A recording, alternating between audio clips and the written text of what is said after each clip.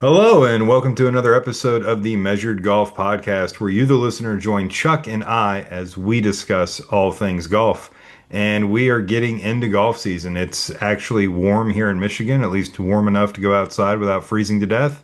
And I know Chuck's probably got about 25 rounds this year under his belt so far. So we are getting into golf season, and there is no more clear evidence of that than having the players on the TV in the background, which it's always a fun tournament to watch. Seems like you get a lot of the cream rising to the top. And speaking of the cream rising to the top, Mr. Scotty Scheffler, we're all kind of waiting for him to assert that dominance on the field again that he usually does. But I know Chuck and I were talking about it earlier today and before we started this podcast. But man, is he struggling off the tee. He just cannot seem to put a ball in play. He cannot. We were on the phone earlier, and I'm looking to see, as we film this Thursday afternoon, where he is right now. So he Even finished it par is even. where he finished up. He, Yeah. he finished it even. Okay, but we were on the phone. What was it, 13 or 15 that he blew it? Yeah, 15. He blew it way I mean, I right. joked with you, one of the balls he hit had 187 feet of curve. That was the one. It was over like further right than the patrons are standing. He hit it behind him. Hit it behind him, found a gap, and made birdie on that hole. But then on 16, also hit it way right in the rough. I mean, the good thing And is he has a one-way miss, right? Like that's kind of how his game's built. Like he's not kind of going through the struggles that Tiger went through for a little while to where, he hit just as many left as he hit right. He's definitely hitting them all to the right. But man, like yeah. it's just unsettling to see somebody as good as him struggle that much with his driver. I mean, I know it's now pretty mainstream. Um, the what's the new driver he's got in his hand? The QI4D, The QI4D. So now it's become pretty mainstream, and they're asking about him about it in press conferences. which he doesn't like. You can tell he gets agitated. This is also the most agitated I've ever seen him on golf courses. I disagree But you 100%. think you've seen I him more agitated? remember, like, I'm a golf junkie. We've talked about this, and I'm bad for watching early round coverage, like on Mhm. ESPN Plus and DP World Tour and Asian Tour and all these fun things. I like watching golf, and I remember Scotty Scheffler before he was Scotty Scheffler, and I remember thinking, and I swear this is true, and I wish that there was a podcast I had brought it up on, but he wasn't relevant at the time. But I always thought that his temper was going to be the reason he didn't become Scotty Scheffler. And he is not this calm, cool, and collected guy that I just read an article. I'm sorry, it was an article, but it was about a live interview that Jordan Spieth just gave. And he even said, he's like, it's easy to kind of be smiling and happy and carefree when everything's going your way and you're winning every Yeah. week. And he goes, I even used to be that way. Like, Yeah. but when you're struggling and when you're curving the freaking golf ball 187 feet, man, like it's tough to not react to that. And he is a killer. He is a dominant force. He is Scotty Scheffler, and you don't get that way by being a nice guy. There's a reason that we celebrate Tommy Fleetwood's one win and we look at Scotty Scheffler and feel like he should win every week because they are totally different personalities. Yeah. I do vaguely remember Scotty early and the temp. I knew that there was a temper because I've heard him talk about it too. Yeah. But you're right. It's easy when you're winning green jackets and major championships, and you are hitting it closer than everybody else in the field all the time. Yeah, it's easy to. But the equipment can the equipment. I guess where I was trying to go with that is can the equipment actually? Because I know he's gone back to his old driver. You kind of joked that like if you have it's kind of like football, if you've got two quarterbacks, do you really have one? Well, it's the same as in golf. If you have two drivers, do you really have one? Can the equipment really? Obviously, people are getting fit for these things, and good golfers should be I mean, they're fit. building him a different driver. Like, I mean, they're putting Right. the QI10 face on a QI4D because for some reason he sees the the loft on the face better with the blue than whatever the color is this year. So I mean, they're building him essentially as close to the exact same thing that looks like their retail model as possible. Right.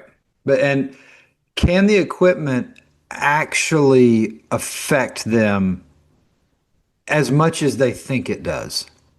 What do you think?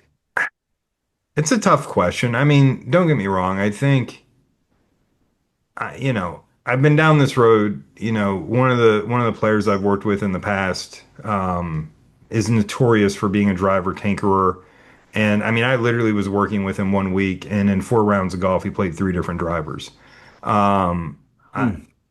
I've been down this road with a player before, and funny enough, when they're on the range, I mean, and they're hitting this thing, you're seeing a lot of the same launch angles. You're seeing a lot of the same spin rates. You're seeing more or less the same thing. But there's a history there. Yeah. There's some psychology to this, right? Yeah. Hey, I've used this driver. I have a relationship with this. Like, I think that's the thing that goes understated, and I think that's where club junkies miss the mark. Is you need to build a relationship with your golf clubs. Like Yeah. you have to have trust in them. You have to have confidence in them. As a matter of fact, as we're getting closer to the season, and I kind of and look, I'm not trying to compare myself to Scotty Scheffler in any way as a player, but I'm going to take my clubs to a really well-renowned club builder here, not too far away from me. He's a couple hours away, and just have him like go through the bag, make sure the lofts are right, make sure the lies are right, swing weights. Like I'm just going to have him basically tear my clubs apart and rebuild them. And Yeah. I just want to know when I go out and play golf this year that those golf clubs are exactly what they're. I want to have that faith that those golf clubs are what they claim to be. And I think for Scotty to kind of go back to that, I would imagine that the effect of the new driver is more psychological than anything else. Hmm. And he's cantankerous this way. He's got 6 wraps of tape under the grip. He doesn't change grips. I think that's wild. He'll change the club, not the grip. Like Hmm. once the grip goes on that club, he doesn't change it. Interesting. So he's very kind of cantankerous, likes to play the same stuff. I just think it's tough because, for Scotty, and I get it, I've read all the stuff that he leaves a lot of money on the table and doesn't really chase the dollar as much as a lot of his counterparts do, but there's got to be enormous pressure on him to put that QI40 in play because TaylorMade's paying him a lot of money to play that driver and to play those clubs. So I'm sure that he feels an obligation to them. And the big thing that makes him different, I think a lot of these guys that, look like NASCAR drivers and have sponsors everywhere, if the TaylorMade check doesn't show up, well, it's not the end of the world because it's a small piece to the pie. But when you're Scotty and you've got like two logos, you've got a Nike swoosh and you've got a TaylorMade golf bag, if that TaylorMade check doesn't show up, it's Yeah. going to affect his bottom line quite a bit. So I'm sure he's feeling pressure. I'm sure that he can hit them both just fine. I think for him right now, it's mostly psychology, but I think the psychology is starting to affect the actual performance because we're seeing him with the old driver today just miss fairway after fairway to the right, and there's just something that he doesn't feel good about. Yeah. Yeah. I don't know how you would, and we both know people that just tinker, tinker, tinker. I don't know how you would ever get that comfortability with your club. And I wouldn't I wouldn't want to be standing over a shot. And the last thought in my mind is I hope this doesn't do X, Y, or Z, or I should be playing the other one in my closet for this shot. I would It's just especially not. with a driver, man. It's an Yeah. intimate relationship. Like we used to do this all the time because I grew up, whatever my case was, my situation, socioeconomically or whatever. But we used to, this is no joke, we used to do this all the time. Growing up in Kentucky, I didn't live that far away from a golf course, walking distance. I mean, it was a bit of a hike, but like, within a mile and a half. And like my friends that were on the golf team would meet me at my house at night. And we would take our golf clubs and go like jump this fence and play this golf course at night. And I like if love the it. moon was out, you could kind of see. But still, even with a full moon, you couldn't see that great. And like you used to like you could just tell off the face where that thing went if Yeah. you knew Yeah. that driver, you knew those clubs, like Hmm. knew what it felt like when you faded it, you knew what it felt like when you drew it. And yes, partly that's golf swing, but that's also like just having that understanding of what this particular driver is going to do when you hit it somewhere other than the middle of the face. And that's the thing that I wonder about with the kind of club junkies out there that are switching all the time is like how do you ever develop that feel with that club? And I think that's why a lot of club junkies also tend to be swing junkies and constantly trying to mess with their golf swing because they don't understand that not I mean I get it. You can go buy two of the exact same model and they will do different things like they just will like the manufacturing process is what it is as close and similar as these two clubs are to one another, you know, they are not exactly the same and they're going to perform slightly differently. You know, I'm not one of these elite golfers that really has this great sense of feel, but I can feel that stuff. And if I can, then I would imagine that your really high level players probably have a feel that doesn't even make sense to me or I can't even wrap my noodle around. Hmm. I remember hearing a funny story. Um, Tiger was at the Oven, which is where Artisan is out in Texas now. Artisan kind of took over the Oven from Nike when they went defunct with the club business. And I think it was pretty early doors for Tiger at Nike. And they were building a driver for Tiger. And and I've heard this story a couple of times, so I feel comfortable sharing this one because I think it's true. But Tiger is at the Oven and they're there and they've prototyped it and they've kind of figured out what Tiger wants. And I guess they built three exactly the same drivers for Tiger. That all three built by the best guy at the Oven. They're exactly the same. They weigh the same. Everything's perfect. They're exact carbon copies of one another. And the reason they built three was because Tiger was going to pick the best one, the one he liked the most. That was going to be his gamer. Then obviously he has to have a backup. And the third one was just going to be, you know, thrown on the trash pile or whatever, framed and put in the oven or whatever it was. But Tiger goes out to the range and hits the three drivers. And with the third driver, hits about two balls, I think, two or three balls, not very many. And he turns around because there's, you know, a bunch of the Nike engineers there. And he turns around and he goes, "This one's a gram heavier." And the guy that had put it together, the person shall remain nameless. The person who put it together for him is like, "No, it's the exact same Tiger. I just put them together. I weighed them like it's exactly the same weight." Tiger goes, "No, it's not." Didn't say it so nicely. It's a gram heavy. I think he said it's a gram effing heavy, right? Yeah. Like it in very early doors Tiger, very kind of straight to the point. So anyway, the guy, and I don't know why, and part of it's because Tiger wasn't exactly Tiger yet, but the guy kind of like holds his ground. He's like, "I'm telling you, Tiger, like you're crazy. Like that driver's the exact." So anyway, they take it inside, they weigh the driver, and when you know it, the driver's a gram heavier, Wow. and the dude loses his job. Oh gosh. And like, I mean, like that kind of a gram, dude. So you know, is there something slightly different with the QI? Yeah, I mean, it's a different engineering proposition for TaylorMade. They've tweaked it. They've made the weights different. The face is different. You know, whatever. But like I said, they're gonna build this to where it's where he needs it to be, and it's just for whatever reason he has not gotten comfortable with it yet.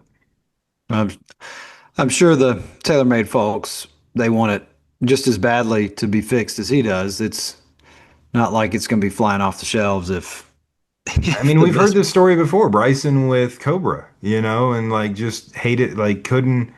Was it Cobra? Am I getting that right? I feel like that's wrong, but maybe that's right. It was Cobra.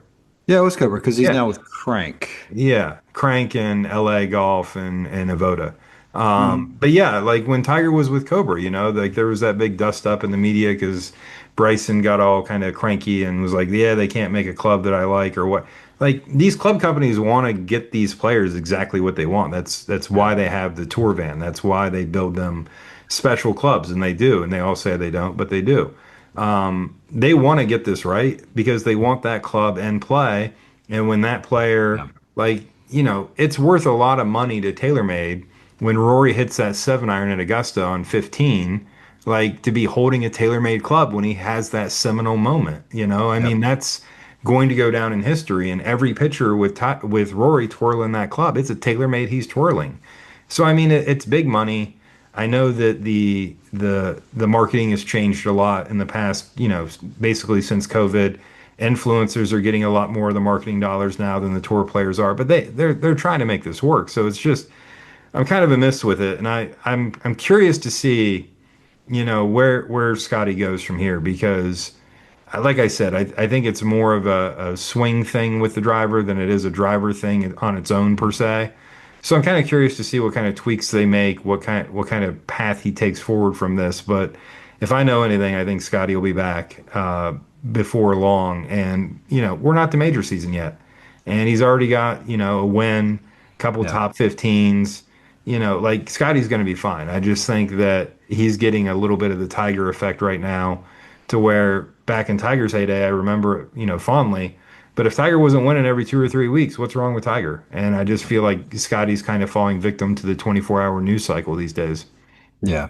Yeah. That's a tough spot to be in when you just got all those expectations and pressure on you. I mean, if he would only hit his driver like you're hitting your driver right now, he would be a lot happier. Surprisingly, the the driver has been it's one of my, if not the, my buddies will joke with me, it might be the straightest club in my bag. Um, Weapon.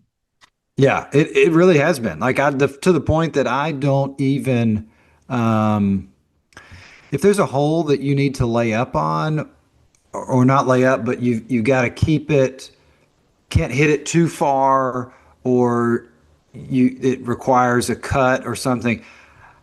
I don't even hit 3 wood off the tee. I will like tee it down and hit down on it or do like just swing like kind of fairway finder. I don't even hit 3 wood off the tee. Like that, I'm so comfortable with my driver that I think I it's will just, absolutely ridiculous if people hit 3 wood off the tee. I do. Like yeah, unless like you're forced because you're going to run out of fairway. I think this idea that you're going to find more fairways with your 3 wood BS. Because here's the I, thing I know. People practice hitting their driver off a tee. They don't yeah, practice hitting their 3 wood off the tee. You're going to be way more accurate off the tee with your driver than any other club in the bag, in my opinion.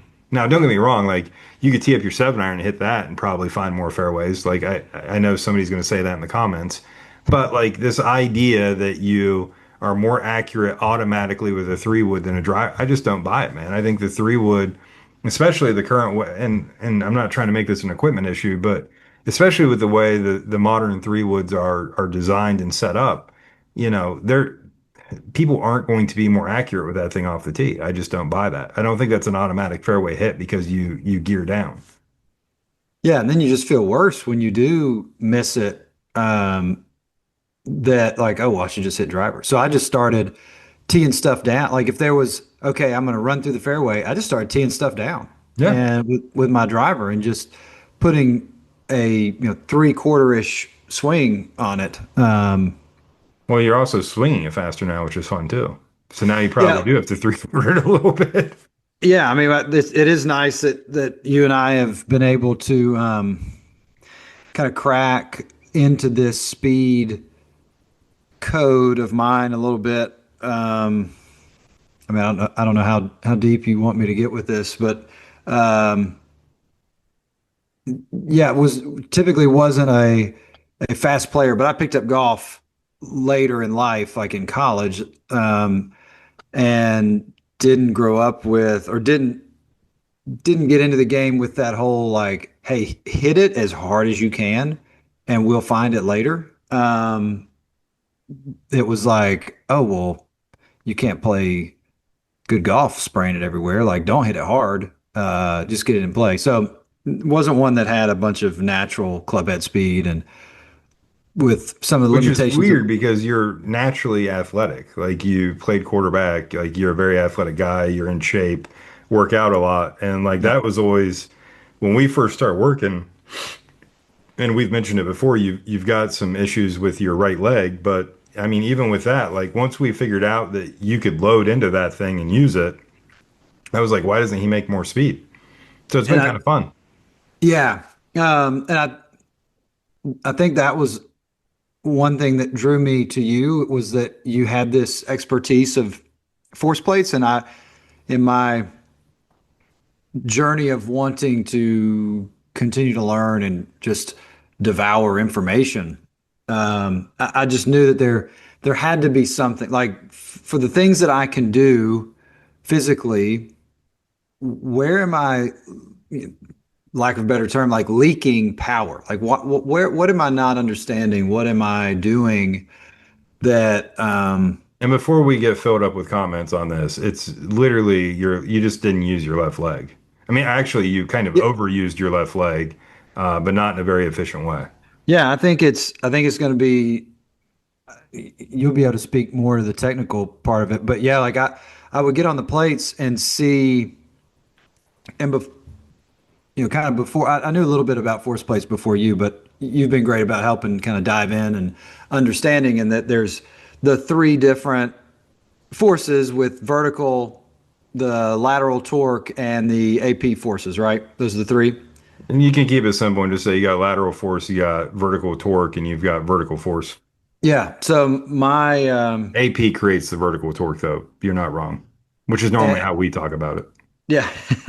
So like I'd noticed, and you hear, for everybody listening, you hear Greg Rose and all those guys that are talking about speed, speed, speed. They talk about the verticals and how important the vertical is, and how You had important it none. is.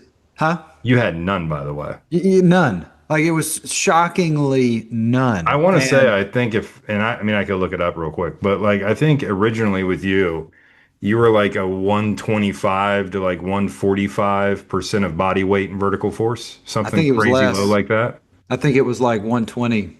Yeah. It was less. And um, And it was lost my late too. I mean, not only was it that's like not that. existent, but it was like late as could be. So, Yeah. I mean, you just Yes. really weren't transferring. Like I would put it like this, you were kind of like that kid in the high school parking lot just doing burnouts forever and like never slapping that thing into gear and going forward. Like Yeah. you were putting a lot of energy into it, but you just weren't able to transfer it out through the body and through the club to the ball in time. So I Right. mean, like that was the big thing for you. So that's always the fun thing for me though is, I think speed on its own, like if that's your selling point to people, it's like, ah, yeah, it'd be nice to hit it farther. But I think in the back of people's heads, they're also like, well, I maybe don't hit it as straight as I would like to. So by giving me more speed, like I'm just 30 yards deeper into the woods. But the thing that's really cool about kind of the way that I view it and the way that I like using force plates and other technologies is like speed and straight kind of go hand in hand. Hmm. You don't have to sacrifice accuracy for more speed. And I definitely think, given what you're talking about and your ability to kind of walk up to any fairway right now and go, hey, I'm hitting driver. I mean, I think that speaks to that. You're hitting it harder, you're hitting it farther, and you're hitting it straighter. And that's kind of the perfect little trifecta there. Yeah. It's no fun. What's the phrase? That your driver, how well you hit your driver is like your floor for what you're going to score that day. So there's a phrase that I'm missing there, but it's like, if you're spraying it everywhere, your scoring numbers are just going to immediately take a plummet because now everything's recovery. I mean, I And know guys that shoot a million, but if they hit their driver well, they're fine. Like they're happy. You know what I mean? Like I think the driver is kind of the fun part of the game, right? yeah, Is it getting is. out there and look, I blast guys that just want to hit bombs and drink transfusions, but at the same time, it's fun to hit the golf ball far. Like, I equate, watching a golf, like I equate my enjoyment to golf. I really, really loved, I'll tell you a little bit about me. I really, really loved playing with model rockets when I was a kid. There was nothing that excited me more than playing with model rockets. And at first my parents were like nice and helped me get a couple of these model rockets, and they come with a certain amount of powder and a certain amount of this, that, and the other that makes it go so high. But like I was always like, oh, hang on, let's tweak this thing and let's make this thing go farther. And like I was trying to put one on the moon. So, I like the idea of like how far can I make this ball go? Like I like thinking about the trajectory. I like thinking about spin rates. Like my brain naturally kind of goes there. But at the end of the day, like when I play golf, if I'm hitting the driver well, we're gonna be okay. Like I'm gonna enjoy my round of golf. I've probably shot some pretty good scores. I know I've shot some pretty good scores, not hitting the driver all that well. But then it just feels like work, right? Like Yes. now you're Yeah. grinding versus Yeah. like, man, when you can just put it in the fairway all day long and you don't have to deal with the hazards and you don't have to deal with the trees, it just makes the game way more fun, man.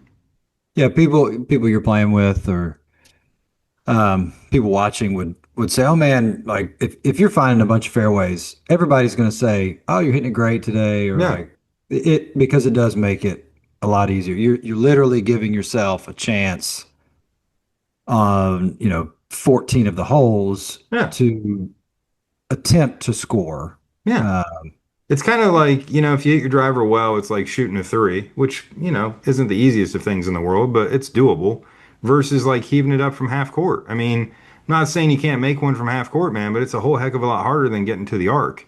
So, I mean, it's like you got to find a way to where, the game has changed, man. Like the courses are longer. Especially where I live in Michigan, it's pretty soft. So you're going to have to carry the ball a substantial portion of the distance. You're not going to get one of these tour fairways where this thing rolls out 60, 70 yards. So you mhm. gotta you gotta be able to carry the golf ball, and if you're gonna put the golf ball in the air, you're gonna have to be able to manage the spin axis and the curve.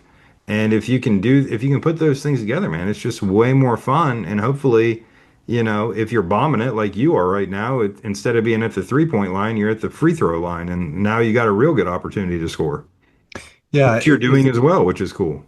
yeah, because if you are not hitting it well, now it's you've got two recovery shots essentially because you're left or right off the fairway, and if it's not in a hazard or in the water wherever, you're then thinking, okay, well, what's the best way to position myself to get back into the fairway or the green? So now it's that recovery shot plus the recovery shot around the green instead of, okay, we missed a green. Let's just try and get up and down. It's like you're saying, it's a lot of work because you're just putting this unneeded stress. It's a lot of work you're not prepared for. I mean, you Yeah. practice more than anybody I know that doesn't play for a living. And you probably honestly practice more than most of those guys too. But the thing that I know is that golfers, go to the driving range, go to the simulator, they make full swings, they hit it as hard as they can.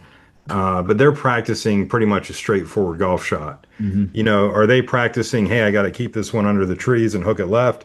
Hey, I got to keep this one under the trees and slice it to the right. No, they're not practicing any of those shots. So, when they are in the trees, when they are out of position, like you're talking about, now they're having to do something they're not good at to begin with and don't practice. So now they're kind of doubly screwed on that. And then to your point, it's like, okay, it's a 440-yard par four, not the worst thing in the world, but it's like you're in the trees. So Yeah. let's say you do find a way to kind of hook one out of the trees and get it back into the fairway. Well, now you've got this 70, 80-yard wedge shot, and we know nobody's practicing those. And it's like the odds that you're going to get that into position to have a reasonable chance of saving par, it's pretty low. Yeah. Yeah. I think some of what you're talking about, the recovery shots, because no one's practicing them, you don't even have anywhere to practice them. Like you No. could, it's not, the range doesn't have a bunch of trees and you can go over and like, let me see if I can keep this low. Like you're not able to practice it. You can get some awareness of face control and like, how would I hit this shot? Um, That was one of the coolest things I think I've ever seen is I think it was the first or the second year I went to Augusta National, which is right around the corner. One of the first or second years I went to Augusta National and was working. Um, a bunch of the players in the group I was with, I was really like young and inexperienced. I was just keeping to myself and trying to stay out of the way. But a lot of the players in our group and other groups I saw do this as well. Like they would go up to 13 and they would drop balls on the pine straw up there and like try to hit like figure out what they would do from there.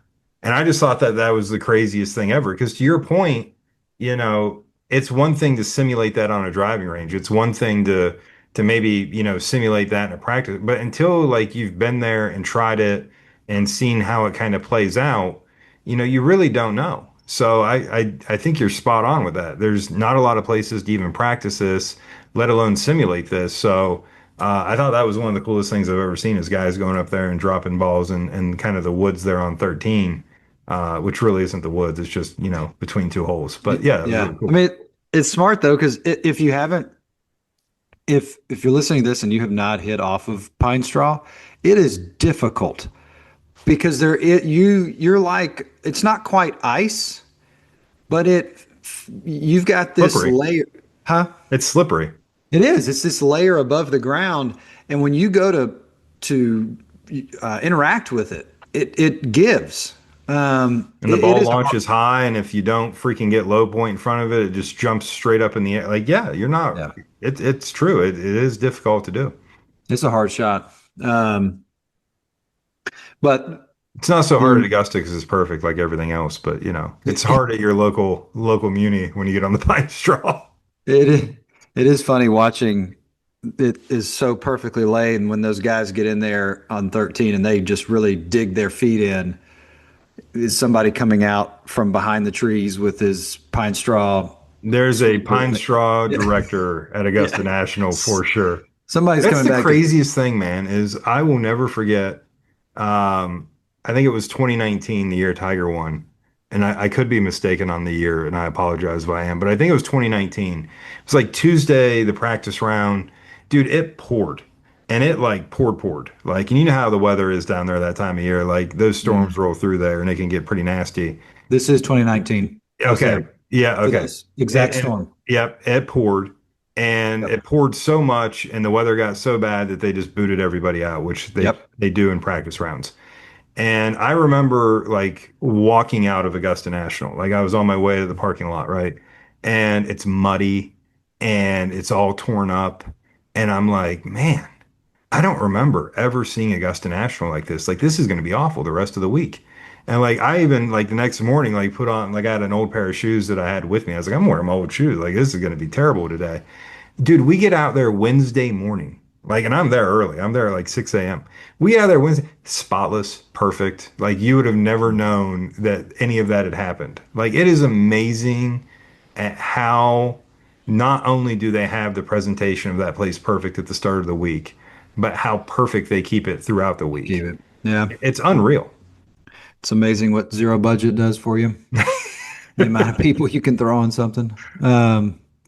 Like when the But trees fell, like the next day you went out there and it was like, where was the tree at? Like, yeah. I mean, there wasn't even, I think there was a stump. I take that back. I think they didn't get the stump out of there in time. But like you would have never known. Like they sodded it, they fixed it. Like, I mean, it's unbelievable how, and I've been told, and I've been there a bunch, as you know, and I'm sure the listeners of this know. But I've been told that there is just crews and crews and crews of people in hotels around Augusta National on standby for whatever possibly could happen.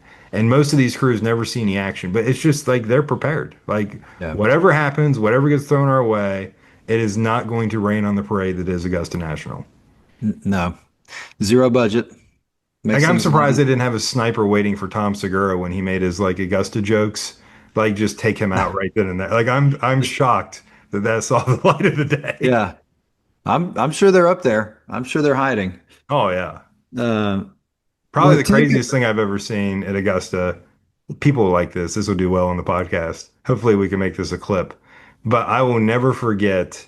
Um, you go to a golf tournament and you see people that are overserved. Like it goes hand in Yeah. hand. Like especially if you're at the Waste Management Open, you see this, but you They get don't see overserved it. there. What's that?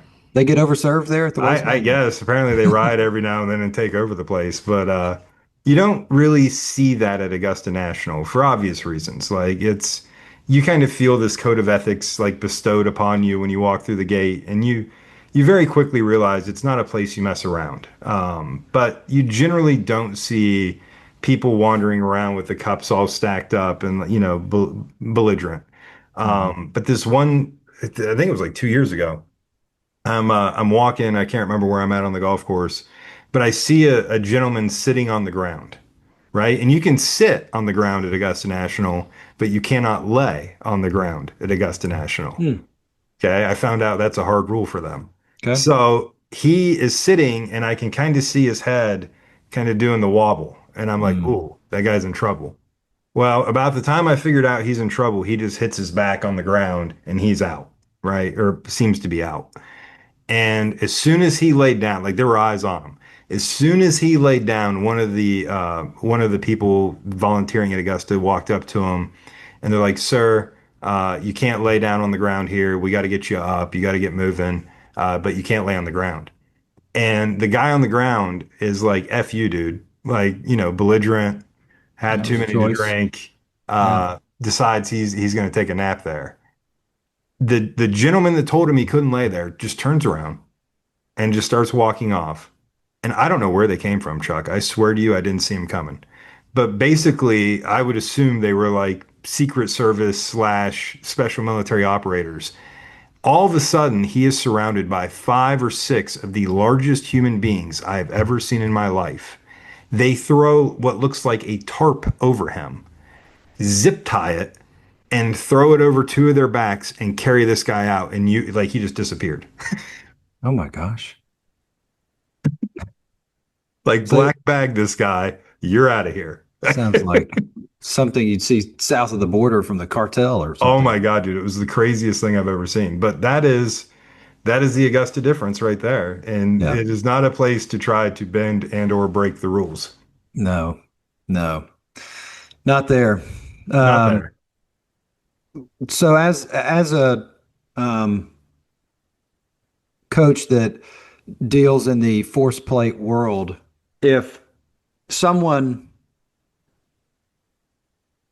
I guess you would not know if you're a golfer listening to this, you're not going to know without force plates where your deficiencies are. Is there a way for anybody to get a sense of I what think they people do don't? have a sense of it. I think there's a Think lot so? of people out there that, and I'm going to be on the golfer side here, maybe for the first time ever.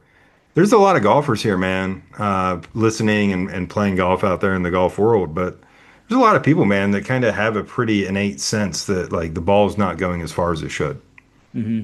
I think that's the catalyst for that, right? Is, you kind of look at yourself and you go, hey, I kind of hit it out of the middle of the face. And, I'm bigger than the guys I'm playing with, or I'm stronger than the guys I'm playing with, and they're hitting it by me.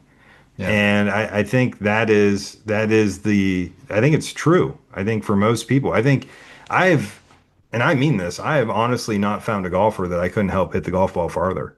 And I've worked with a lot of long drive guys, and it's like I know the comments are coming. Well, the long drive guys hit it as far as it can be hit. No, they don't. They can hit it farther. And it's Yeah. like But it doesn't matter whether you're John Rahm, Scotty Scheffler, Justin James, Martin Borgmeister. It doesn't matter. Like there's always more there. And I think, to answer kind of your question, there's really not a way to understand where the gap is without the hmm force plates. hmm Luckily for me, doing this for the past 8, 9 years or whatever it's been with force plates, I've had a lot of success with my online coaching, and I've helped a lot of people through the online coach. And I mean, you're technically I'm an the online client. yeah, I'm the online Um, client. but I mean, I've had a lot of success in helping people virtually gain distance. And you're in a little bit of a different circumstance to where your club is amazing and has a set of force plates. And, I think the last lesson or 2 lessons ago, like luckily, like in the middle of a lesson, I was like, hey, let's get a force plate capture. And I was Yeah. able to look at it right then and there. But generally speaking, I can see things, like that left leg we were talking about. If you've got a bent left leg coming into the ball, like we're probably not transferring a lot of energy. All I right, this think, is okay. So this is good. So here would be some thoughts from Michael of if you're seeing this on camera, yeah, a bent. A left saggy leg, left leg. You saggy got left no leg, chance. you are certainly not putting any verticals into it. No. And if you're not putting any verticals in it, then the other forces, you might be trying to make up the gap with them, but it's a misfire. Like it just is. Uh, And not only the leg being straight, but it's got to be straight Halfway down in near the golf swing. near as I try and describe this over an audio medium, when my hands are essentially at my shoulder on the way down. Shaft and you got to like get that left leg basically straightened out by club shaft 90 degrees or club shaft parallel at the latest. Hmm. I mean, Yeah. that's you got to have that happening. And for so many people, you know, and I would accuse you of this, when you see people taking the club back and that left leg is just more or less following the golf club in the backswing and kind of collapsing, it's going to be really hard to straighten that thing out in time and get on top of it. Hmm. So, for me, when I do the virtual assessments with people, there's clues, you can see things, but most people, don't do a great job using the ground. I feel pretty comfortable saying that. Yeah. Even the people that do a pretty good job using the ground could still use it better. That's kind of the amazing thing that we've learned with force plates is that there's always more in the tank. We always can kind of train and build and kind of increase the capacity, if you will. But the thing that's really wild to me is how few people relate the ground reaction force scenario to the club delivery scenario. And so many people are like fixated on not hitting it crooked and trying to hit it straight that they kind of sacrifice their ability to use the ground to try to get the golf club in a better position to have a quote unquote square face. So I think the big thing that I pride myself on is kind of understanding that, we've got a golf swing and we've got these ground reaction forces and it's a closed system and they go together. So the reason that so many people are late with their vertical force and so many people don't create enough vertical force is that they've got their arms so far behind them that if they actually did like throw the vertical force and make it spike, they're just going to drop kick the living heck out of the golf ball. So Hmm. I think most people are kind of almost putting the cart before the horse, if you will. And kind of like you said earlier, like you were taught, like hit it straight. Don't worry, we'll figure out far later. Well, they go hand in hand. It's not a this or that scenario. So I think for a lot of people, they're trying to work on their golf swing without understanding that when they try to make speed, that's what's throwing off their golf swing. And you Yeah. gotta have to work on both of these things kind of simultaneously, which is why it's kind of funny. Like I do a lot of virtual lessons. It's a bigger and bigger part of my business. But getting, low point in the right place is the first step in being able to use some ground force. If we don't have low point in the right place, we're never going to use the ground very well because, like I said, we're just either going to start drop kicking it or topping it or whatever else we're going to do. You kind of you led into my next part seamlessly. We're syncing up Walk, finally. Three we are. episodes in and we're syncing up. That's right. So walk us through. Okay, and we can use me as an example. We can identify with this golfer. For the ones listening, they're kind of looking at their swings on video. They're trying to figure out, am I losing distance? Can I get more? Let's say, okay, we've identified the lead leg clearly. There's some vertical force issues. Don't even need the force plates. Got issues there. It's not straight. So for the guy that has never felt what that's like, talk us and walk us through. For me, my feel with you and I was that I was literally going to take, as I'm taking the club back, feel a bit of a squat. Not a ton, but like a bit of I'm priming myself to do a box jump. Yeah. And Or any then jump. what's that? Or any jump. Or any jump. Yeah, I'm just going to jump. I'm Yeah. priming myself for the jump. And so you kind You of, don't go up up when you jump, you go down up. right. So I've kind of sunk just a little bit. And then here And that comes the really hit down. home for you. Like once I let you start going down, right, in the backswing, like that's when you're like, ooh, this feels athletic again. Like this Yeah. feels really, really good. Yep. Uh, It and that's it, added. right? Like, I mean, I think so many golfers feel unathletic trying to swing a golf club. And Yes. And the reason I think they feel unathletic is because kind of they are.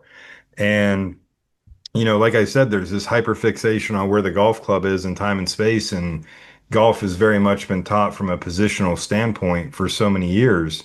And like the big thing is now is, and look, I agree with some of it. I disagree with some other parts of it, but people are trying to make this big X factor stretch and trying to make this backswing as big as they can make it and thinking that they're going to give themselves more runway and it's going to lead to more speed. I just think that that is really counterproductive to making club head speed for a lot of people. And the reason I say that is because as people are trying to kind of make this big long backswing, the body starts to kind of push away from the ground and extend. And now it's like, well, where am I going to like find the up? I'm already up. I've already Yeah. extended. Yeah. And if I've already extended, don't get me wrong, there's segments to the body, right? So I do want the spine to extend some in the backswing. I absolutely want that. So if anybody is listening that's a really good golf coach and understands what I'm talking about, then yes, I do want the spine to extend, but I want the legs to bend, right? I don't want the legs kind of extend. I'm not saying that the right hip doesn't go back up and around. It does, but I still need some kind of down, hopefully near the top of my swing. That's the de-weighting phase or when I go down to jump. It's a nice way to say that, but I've got to have some down to go up. If I'm playing basketball, I know we keep hitting basketball today, but if I'm playing basketball and I want to be Dennis Rodman and a great rebounder, I just aged myself really nicely there. If I want to be like this great rebounder like Dennis Rodman, if I'm standing there with my legs straight when that ball goes up, I am not getting that rebound. Like there is no chance. Yeah. When that ball goes up, my butt goes down, and then I can go up and get that rebound. And that's the thing that I think a lot of people are missing in the golf swing is especially when it comes to vertical force like we're talking about, is they don't do, and that was you to a T. That was the very first thing I said when I looked at your force plates was you didn't de-weight worth a crap. Right. And That's that's what I was going to why say. right. So that was like the very first thing I saw with your force plates is that you had this really slow and very minimal de-weighting that was kind of almost happening throughout your entire backswing. It wasn't really happening dynamically or enough to kind of time up and allow you to get up. Yeah. So I think, generally speaking, you can see some of that stuff. I like to use a little bit of sports box AI here and there. You can kind of look at, the level of the head, the level of the pelvis, what's going up, what's going down, when is that happening. So there are definitely clues that you can see visually with some of this stuff. But kind of to your point, you know, you might be able to get a decent understanding of vertical force. But when it comes to torque, when it comes to AP force, when it comes to lateral, that stuff, man, it's nice to have a force plate because it just makes it so much easier and you don't have to guess at it. Yeah. That the I was certainly in my swing thinking that to generate speed, well, if I just get this really, really long and tall right side, that's going to help me. And I would then have to go down and then back up. And as you explained to me, you don't have enough time to do that in the downswing. You do not have enough time to go back down to D weight, then try and push up, and then let all that stuff get out into the club head in a quarter of a second. Yeah. Um, That's why I don't like it used to be taught you squat at the top. And, I think a lot of people are taking the very solid idea, the very true idea that you de-weight at the top of your swing, and they're just going way too far with it. But if you're trying to squat at the top, the odds that you're going to get up in time to get that golf club moving the right direction, I just think it's going to be very, very difficult. So there's ways to do this, but I think the other big thing too that makes it difficult is that force precedes motion. So by the mhm. time you see the body moving, that force has already happened. Already happened, and the And next that's one is where a happening. lot of people really struggle with this. And I mean, there's a ton of people that have force plates that, they don't understand that. They think that when they see the graph, that's when the movement's, and no, no, no, no, no. This is happening before the movement, which is Mhm. why, we were talking about where does vertical force need to happen in the golf swing.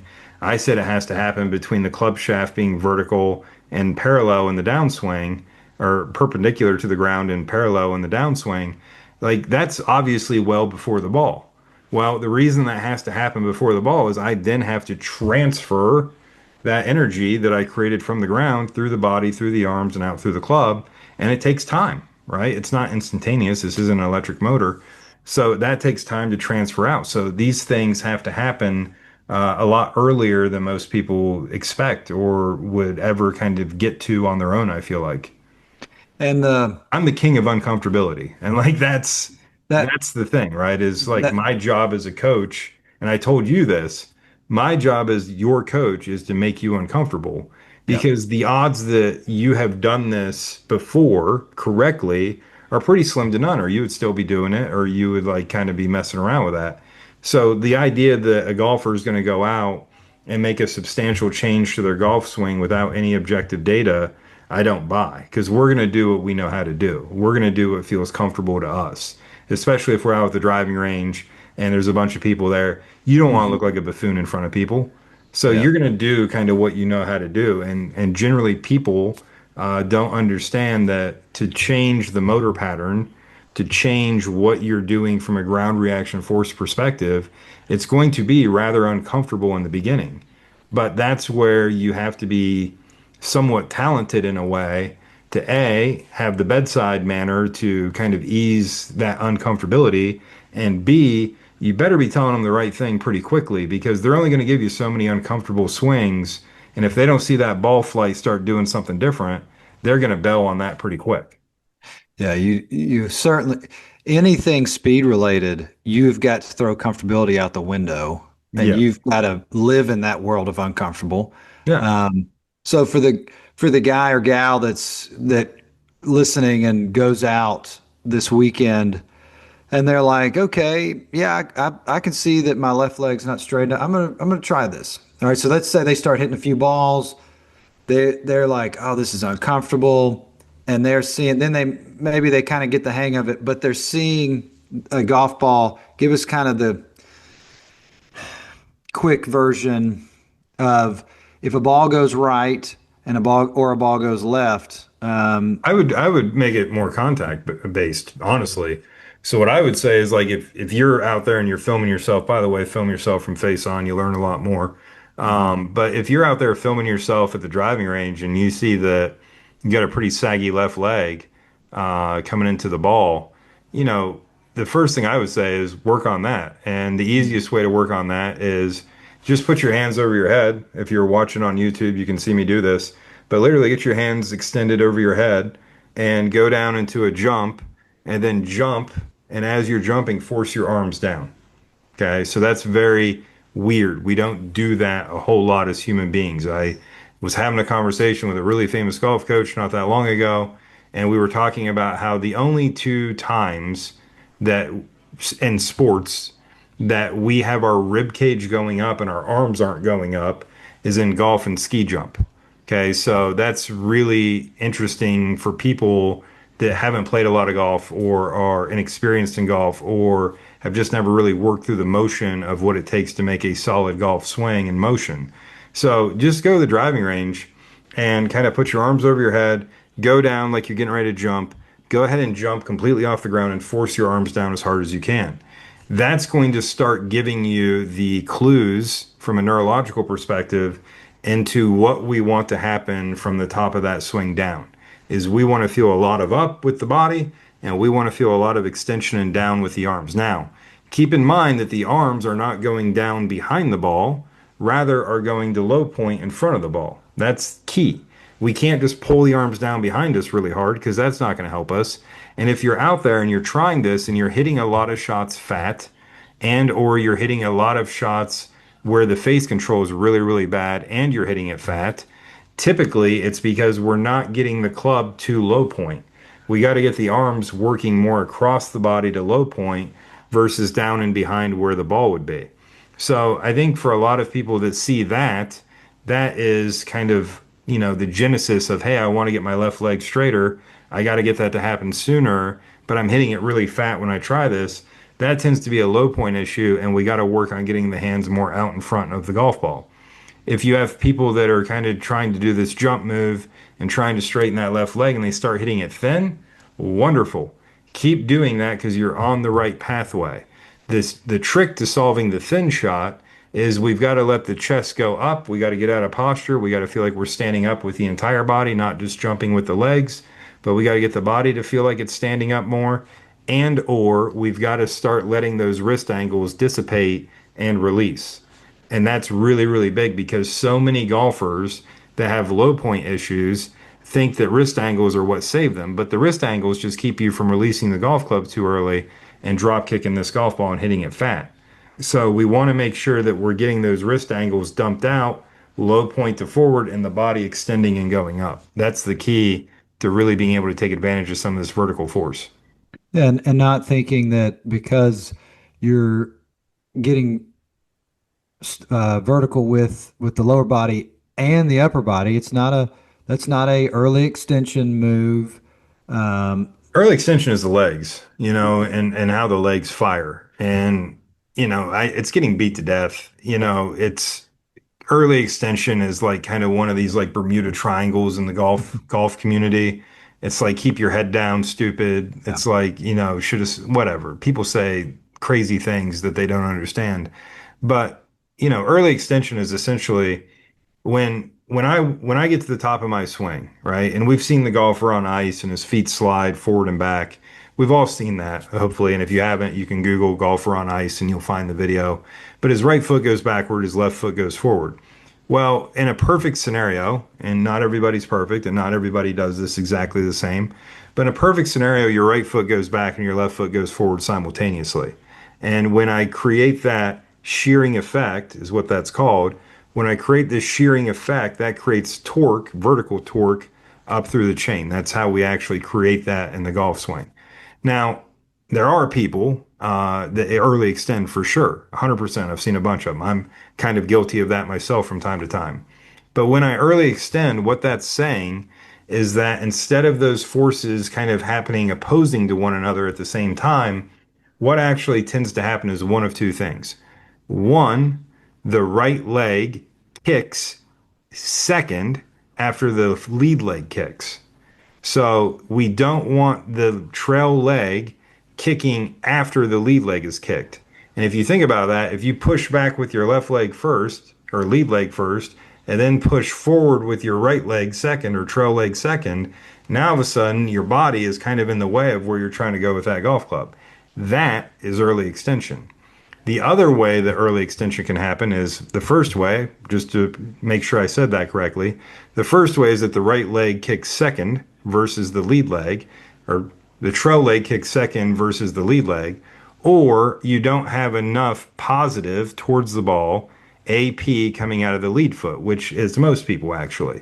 So when we don't spike those together, when we don't kick together and create that shearing effect, it's not the end of the world.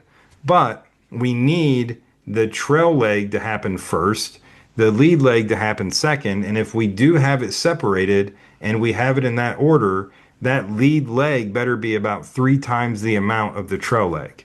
And there's really good golfers who do it that way, which is fine. And a lot of long drive guys kind of actually do it that way as well. But we don't typically see the normal person who's already struggling creating enough of that because, as you've said, when I've really worked on this with you, you almost feel like you're going to shank it because you feel like you're moving closer to the golf ball. And that's a feeling that most golfers don't like. Most golfers, especially your average golfers, are way too far away from it to begin with. And then they're always trying to get away from the golf ball. You watch these guys at the players, they look like they're trying to trim their toenails with their golf club. They set up so close to it and then they move closer to it. I mean, it's just a completely different way of kind of going about making that speed. But that's one of the big things that I see is that the tour guys and gals, if you look at them just set up way closer to the ball than the average golfer. Well, why is it they make more speed? Well, it's because now they're able to take advantage of that AP way better when they're not set up a mile away from the golf ball. Yeah. Look at that. You said you weren't going to get into AP forces You and you you do. tricked me into it anyway. You're good at that. You're good at extracting information from me. And I know that we're running short on time, but you gave us a great for the iron swing with the vertical forces a second ago. If someone's going out and working on it and things they can pay attention to and watch. Now go driver with us. Um, Work us from top of backswing to contact. Um, what would you want to see? I mean, are we still moving that low point forward, or are we wanting to get the low point? Just walk us through that.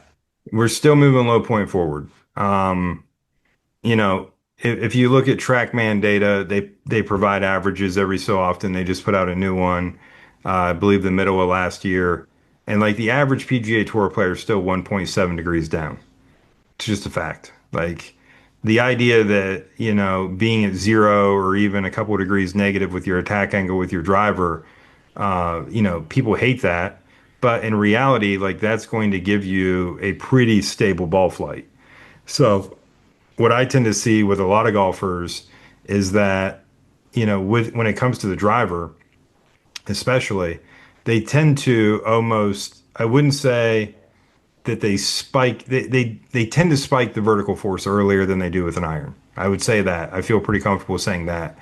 But the issue is that they don't really spike the vertical force and then wind up getting onto their left side. So they kind of spike and fall back. And I think that a lot of people are doing that with their driver in particular. One, because low point doesn't matter as much, the ball's teed up. And Mhm. two, because they're trying to hit up on it. And you see a lot of people that think hitting up on it being the answer, they really kind of look like they have like that C posture or whatever you want to call it when they hit their driver. Now, they're going to be like, well, my left leg's straight. Well, yeah, it is. But your right leg's collapsed and you're hanging back. So I think that where a lot of people go wrong with the vertical force scenario with the driver is that they tend to want to hang back to try to create this positive angle of attack. And generally, what I would say is that because the driver's longer, because the magnitude of the forces we create tend to be a bit higher, even if I'm trying to move low point forward with the driver, A, I'm likely not to get it there. And B, it's still not the worst case if you do, because we're still hopefully fitted into a driver that has enough loft on the face to where even hitting, pretty neutral or 1 or 2 degrees down, you're still going to be able to create enough launch angle to get that ball to fly its optimal number. But with that said, if you don't have vertical force, you're not hitting your driver far enough. And if you don't have vertical force, hitting your driver higher is probably not going to help much either. So I think at some point with the driver in this context, you're still going to have to work on getting more to your lead side and feeling, even if you don't, feeling like you're getting low point more in front of the ball, even though that's not really our goal.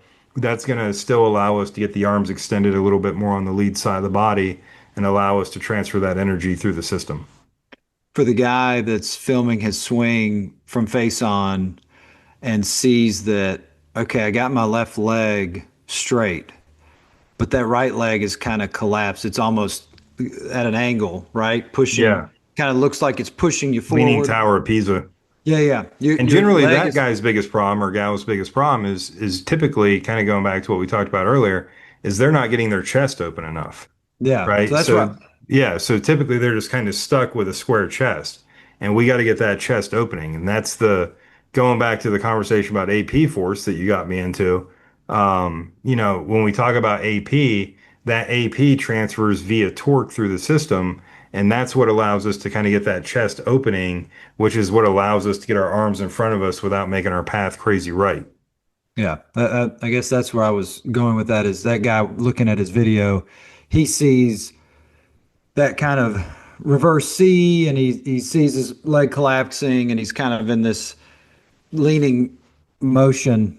So you would then say that guy needs to then be working that chest. Keep feeling like we're moving low point forward because that's going to bring everything with us.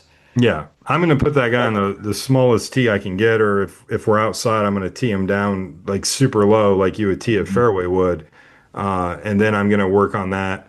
Finding the face with that thing not teed up way in the air and seeing those arms get a bit straighter. That's the big thing that I see a lot with poor drivers of the golf ball that don't hit it very far is they got super bent up arms when they're hitting the ball, and the reason is because like if you think of Jordan Spieth. Mr. kind of, he's like the poster child for like that chicken wing out of the lead arm. That's a Mhm. shallower. And that's why people do that, is they're trying to shallow the golf club into the ball. Mhm. So for me, anytime I see that, it's like I'm going to take the tee height away from you and work on getting those arms to straighten out by creating better rotation through the chest. And are you even really, because those guys on tour are hitting down at times on it, or not even at times, average, they're hitting down. So the myth of is that really busting the myth of, or not busting the myth, but it probably just goes to show that teeing it up and hitting up, while you might see some bigger carry numbers, it's probably not that drastic, or every tour player would be hitting their driver that way. Would be if it was that big of a number change, they'd all be throwing it way up in the Well, air, this hitting has way up played high. out already. I mean, I don't think it got covered in fairness, and I don't think they understood what was going on. But a few years ago, probably a little more than a few now, but when Bryson first started pounding the golf ball and won the Open at Shinnecock, he's just pounding the daylights out of the golf ball. That's when Bryson was at his biggest, just You mean mashing Wingfoot? this thing. Oh, winged foot, excuse me. Bryson was at his biggest, strongest, just mashing the golf ball, Yeah, driving the par four at Whistling Straits at the Ryder Cup, yeah. doing all that stuff.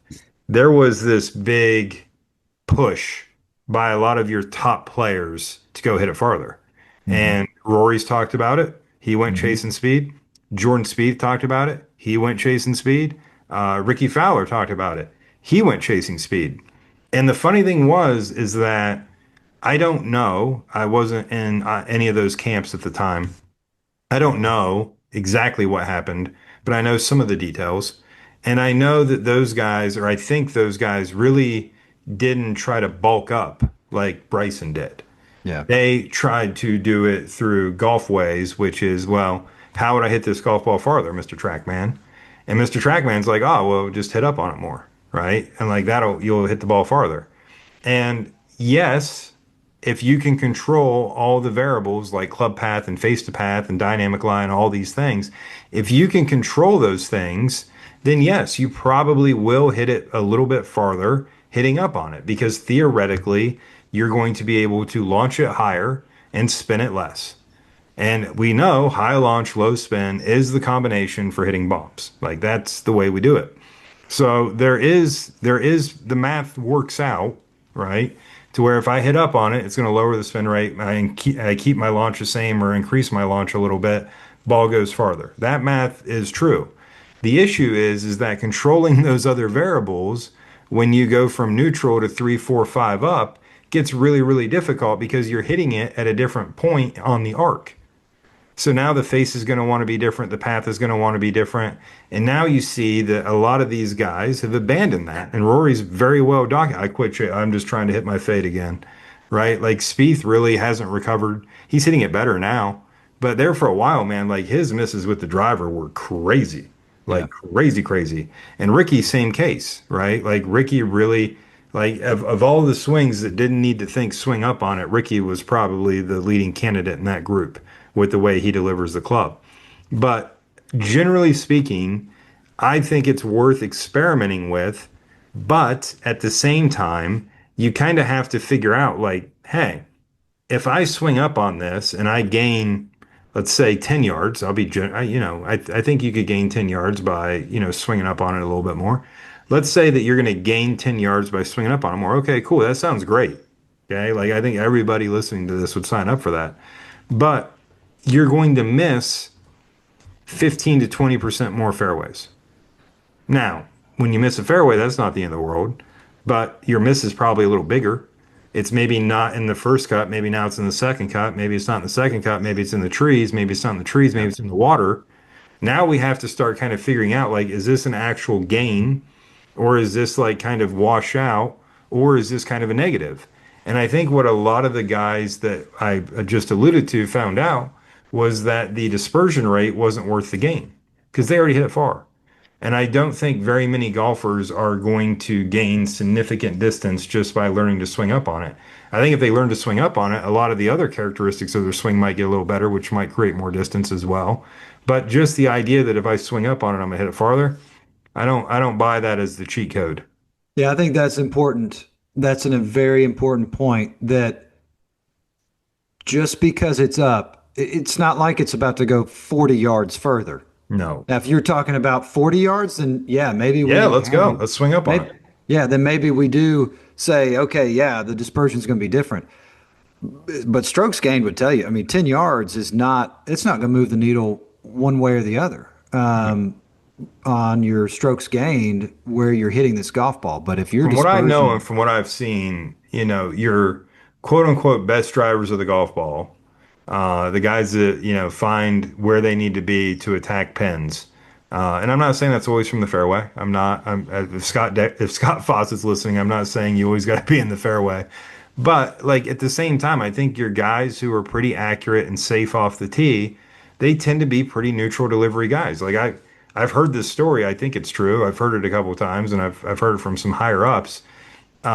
When Klaus, the owner of TrackMan, and Frederick first brought out the very first TrackMan, right? Like TrackMan 1. Okay, it was ugly. It was like this big Goliath.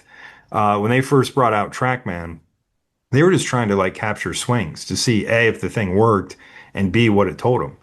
And from what I understand, one of the first touring professionals that they actually caught on a driving range and got to measure was Sergio Garcia. And this is when Sergio was like El Nino. This is when like Sergio could really, really golf. I mean, he's still a great golfer, but this is when like he was supposed to be the heir apparent to Tiger. And people forget at the time with the equipment, Sergio was one of the best drivers of the golf ball in the world. Like he was getting comparisons to Greg Norman. And I know I'm going back pretty far. Greg Norman during the Bellata era was considered to be the best driver of the golf ball on the planet. But Sergio was this great driver of the golf ball, like just hit it a mile, hit it straight, like really was driving it well. And when they first measured Sergio Garcia, TrackMan said he was hitting 10 down on his driver. that can't be, was that real? Was that a real With number? the ball, with the technology they were using at that time, it could be. But I do Wow. know this, and the only reason I kind of believe this story is because I went back and found a bunch of old footage of Sergio. He used to leave little divots on tee boxes when he'd hit his driver. If you go back and find old Sergio Garcia swings back in the day, he would take a little divot with his drivers. He looked God. like he was hitting fairway woods off the tee box. I So assume it wasn't teed up very high. wasn't teed up super high. And Okay. knowing what I know about the way shafts were back then and the balls, this was early stages of the Pro V1. Okay. Okay. It's possible, but I think it's hilarious. The funny parts of the story is, and by the way, who knows how accurate that first TrackMan was too, right? Like Yeah. Yeah. Yeah. I think it's safe to say though, if it said it was 10 down, he was hitting down on it. And especially if he was taking a divot in front of the ball, he was hitting down on it. Absolutely. So with that, the funny thing is they're like, "Hey Sergio, you're like hitting 10 down on your driver." Turns around, he's like, "Okay, like so what? You see how good I hit my driver?" Yeah. And it's like that's kind of the point of this, right? Is whether and look, I am not saying hit 10 down your driver. That's not going to help anybody. And if you're hitting 10 down your driver, come see me for a golf lesson because we got work to Yeah. do. But at the end of the day, if you're 2 degrees down, I don't think you want to go much more than that. But if you're 2 degrees down, definitely not the end of the world. If you're 2 degrees up, not the end of the world. But I think once you get outside of those ranges with your driver, when it comes to attack angle, I think you're going to have to really manage things well to get the ball in play as much as you could. And I'm not Mhm. saying that you're going to lose a ton of distance, like changing that. Like I think between -2, +2, I think that's kind of the sweet spot for both having plenty of speed and having plenty of precision. Yeah. As you made the point to me, you were like, well, how are you going to explain to me how you're going to hit a cut with a pat or with a attack angle that's like four up. It's gonna be tough. How are you going to do it? It's going to be You're tough. gonna have to aim pretty left. I mean, you can do what Goddard does, right? And just aim 40 yards left. Yeah.